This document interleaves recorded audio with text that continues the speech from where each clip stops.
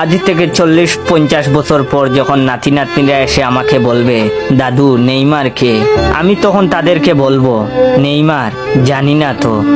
তখন তারা পিছন ফিরে চলে যেতে চাইলে আমি ওদের ডাক দিয়ে বলবো, শুন তাহলে, নেইমার সে তো এক মুকুটবিহীন রাজা ছিল। তার দাপটে কেঁপে উঠত সারা বিশ্ব। সে ছিল ব্রাজিলের গর্ব। সে এমন এক ফুটবলার ছিল যে বিশ্বকাপ ছাড়াই সে সারা বিশ্বের মানুষের প্রিয় ছিল। নেইমার এ এক ক্ষুধার্ত রাক্ষসের নাম, যার গোল কুদায় সবকিছু চুরমার করে দিত।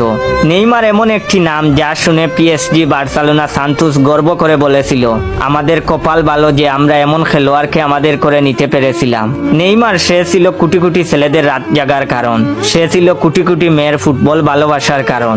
নেইমার সে তো ব্রাজিলের সাও পাওলো শহরের গর্বের নাম। মায়ের গর্ভে আসা থেকে শুরু করে জীবনের শেষ সময় পর্যন্ত ইনজুরি নিয়ে লড়াই করা যোদ্ধার নাম।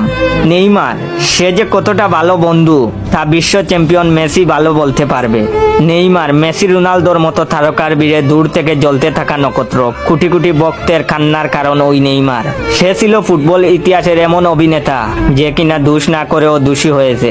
তার সাহস এতই ছিল যে ম্যাচ চলাকালীন সময়ে রেফারির কানে বল দিয়ে আঘাত করেছিল। এই সেই নেইমার।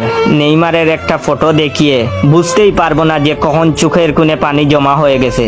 নাতি নাতনিরা বলবে, দাদু তুমি কাঁদছো কেন?